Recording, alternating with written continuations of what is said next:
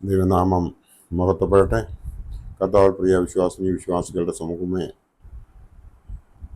നിങ്ങൾക്കേവർക്കും പ്രഭാതവചനത്തിലേക്ക് എൻ്റെ സ്വാഗതം. ഇന്നത്തെ ശനിയാഴ്ചയുടെ പ്രത്യേകത എന്ന് പറയുന്നത് അറിയിപ്പിൻ്റെ ശനിയാഴ്ച എന്നാണ് അറിയപ്പെടുന്നത്. ദുഃഖ ശനിയാഴ്ച എന്നും അറിയപ്പെടുന്നു. കർത്താവ് പാതാളത്തിൽ പരേതാത്മാക്കളോട് സുവിശേഷം അറിയിച്ച ദിവസമാണ് അറിയിപ്പിൻ്റെ ശനിയാഴ്ച. ആദാം മുതൽ എല്ലാ പരേതരെയും അവരുടെ പാപങ്ങളിൽ നിന്ന് മോചിപ്പിക്കുന്നത് എന്ന സന്ദേശം അറിയിക്കുന്നതിനായി യേശു മൃതലോകത്തിലേക്ക് പ്രവേശിച്ച ദിവസമാണ് അറിയിപ്പിൻ്റെ ശനിയാഴ്ച എന്ന് നമുക്ക് ഏവർക്കും അറിയാം. ഈ ദിവസത്തെ 6-ാം മണ്ണിയുടെ സെതറായിൽ ഇന്ന് പാതാളം മേടമാസം പോലെ സ്തുതികളാൽ പുഷ്പിച്ചു.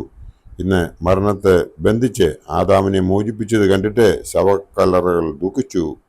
ഇന്ന് മരിച്ചവരെല്ലാം കർത്താവിൻ്റെ ബഹുമാനം തൻ്റെ സ്ഥാനത്ത് നിന്ന് എന്നേക്കും വാഴ്ത്തപ്പെട്ടതാകുന്നു എന്ന് ഒരേ സ്വരത്തിൽ അട്ടഹസിച്ച് പറഞ്ഞു എന്ന് ചൊല്ലുന്നതായി നാം ഈ പ്രാർത്ഥനകളിൽ കാണുന്നു. ആത്മാവിൽ അവൻ ചെന്നു. പണ്ട് നോഹയുടെ കാലത്ത് പെട്ടകം ഒരുക്കുന്ന സമയം ദൈവം ദീർഘക്ഷമയോടെ കാത്തിരിക്കുമ്പോൾ അനുസരിക്കാതിരിക്കുന്നവരും പാതാളത്തിൽ ബന്ധിക്കപ്പെട്ടവരുമായ ആത്മാക്കളോട് താൻ പ്രസംഗിച്ചു എന്ന് പരിശുദ്ധനായ പത്രോസ് ശ്ലീഹ പൊതുവിനെഴുതിയ 1-ാം ലേഖനം 3-ാം അധ്യായം 19 നമുക്ക് കാണാം. ഇത് തന്നെയാണ് അറിയിപ്പിൻ്റെ ശനിയാഴ്ച രാത്രി 1-ാം കോമായിൽ സെതറായിൽ പ്രതിപാദിക്കുന്നത്. സുമനസായ നീ നിന്നെ മരണത്തിനേൽപ്പിച്ചു കൊടുക്കുകയും പാതാളത്തിലെ മരിച്ചവരോട് നിന്റെ പ്രവേശനത്തിൻ്റെ മഹാരഹസ്യം അറിയിക്കുകയും നോഹയുടെ കാലത്ത് പോലും അനുസരിക്കാതിരുന്ന ആത്മാക്കളോട് നീ സുവിശേഷം അറിയിക്കുകയും ചെയ്തതായി ഇതിനകത്ത് പറയുന്നുണ്ട്. നിദ്ര പ്രാപിച്ചവരായ വാങ്ങിപ്പോയവർ കർത്താവിൻ്റെ തേജസ്സിനെ കണ്ട് അവരുടെ തലകൾ ഉയർത്തി കർത്താവിൻ്റെ കൃപയെ സ്തോത്രം ചെയ്തു എന്ന് കെംതായുടെ പ്രഭാത പ്രാർത്ഥനയിൽ പാടുന്നുമുണ്ട്. നിൻവരവിനെ ഓർത്തു വസിച്ചു മരിച്ചവർ കിന്നരെ മോദിപ്പിക്കും നിൻ തേജസദിനെ കണ്ടിന്നേ ദിവസം തങ്ങളുടെ തലകളുയർത്തി നിൻ കൃപയെ സ്തുതി ചെയ്യുന്നു. മൃതിയെ കൊന്ന്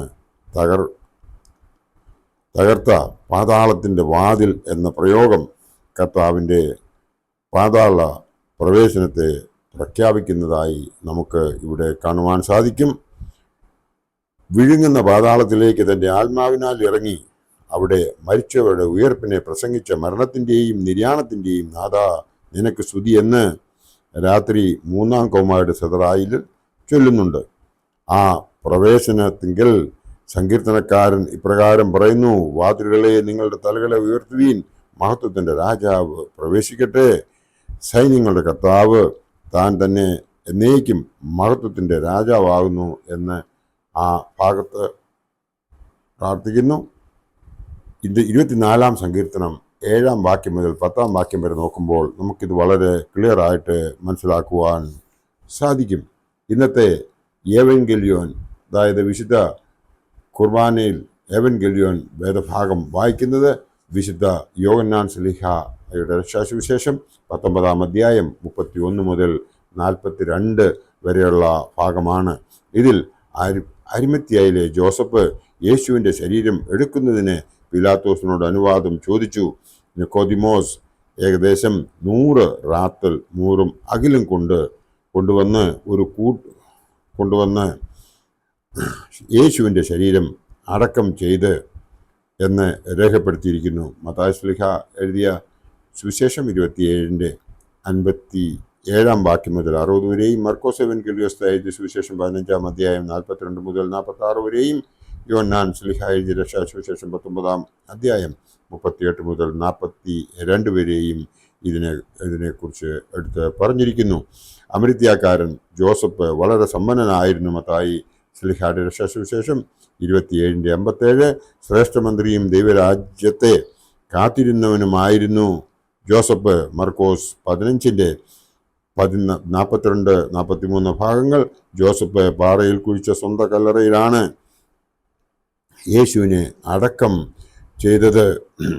ക്രിസ്തുവിന് എതിരായി തീരുമാനമെടുത്ത സന്നിധിയും സംഘത്തിൽ ഇദ്ദേഹം പങ്കെടുത്തിരുന്നില്ല. കുറ്റവാളികളുടെ മൃതദേഹം മൃഗങ്ങൾക്ക് ഭക്ഷണമായി എറിഞ്ഞു കൊടുക്കുന്ന രീതിയായിരുന്നു അന്ന് നിലവിലുണ്ടായിരുന്നത്. എന്നാൽ അങ്ങനെ സംഭവിക്കുന്നതിന് മുമ്പ് യോസേബിൻ്റെ യേശുക്രിസ്തുവിൻ്റെ ശരീരം പീലാത്തോസിനോട് ചോദിച്ചു വാങ്ങി. അമർത്യാക്കാരൻ ജോസഫ് ലിഡ എന്ന സ്ഥലത്ത് ആദ്യ ക്രിസ്തീയ സമൂഹത്തെ സംഘടിപ്പിക്കുകയും അപ്പോസ്തലനായ ഫിലിപ്പോസിനോടുകൂടെ ഗൗൾ എന്ന സ്ഥലത്ത് പിന്നീട് ഗ്ലോസൻബറി എന്ന സ്ഥലത്ത് സുവിശേഷം അറിയിച്ചതായി ചില ചരിത്രങ്ങളിൽ രേഖപ്പെടുത്തുന്നുമുണ്ട്. ഇത് അമർത്യായിലെ ജോസഫിനെ കുറിച്ചുള്ള ഏതാനും ചില ഭാഗങ്ങളാണ്. ഇന്നത്തെ ദിവസത്തിൻ്റെ ഏറ്റവും വലിയ പ്രത്യേകത എന്ന് പറയുന്നത് നമ്മളുടെ മരിച്ചുപോയ എല്ലാവർക്കും ഇന്ന് കുർബാന ഓർക്കുന്ന ദിവസമാണ്. ആയതിനാൽ നമ്മളേവരും നമ്മുടെ ഭവനത്തിൽ നിന്നും ഇതേവരെ കടന്നുപോയിരിക്കുന്നതായ നമുക്ക് ഓർമ്മയുള്ള എല്ലാവരുടെയും പേരുകൾ എഴുതിച്ച് അവർക്ക് വേണ്ടി കുർബാന ചൊല്ലിക്കണം. അത് നമ്മളുടെ സഭയുടെ പാരമ്പര്യമാണ്. ദൈവം അതിനായി നമ്മളെ എല്ലാവരെയും തയ്യാറാക്കട്ടെ എന്ന് മാത്രം ഈ അവസരത്തിൽ ഓർപ്പിച്ചുകൊണ്ട് ദൈവം നമ്മളെ എല്ലാവരെയും അനുഗ്രഹിക്കട്ടെ എന്ന് പ്രാർത്ഥിച്ചുകൊണ്ട് എൻ്റെ ഈ വാക്കുകൾ ഇവിടെ ഉപസംഹരിക്കട്ടെ. നന്ദി, നമസ്കാരം.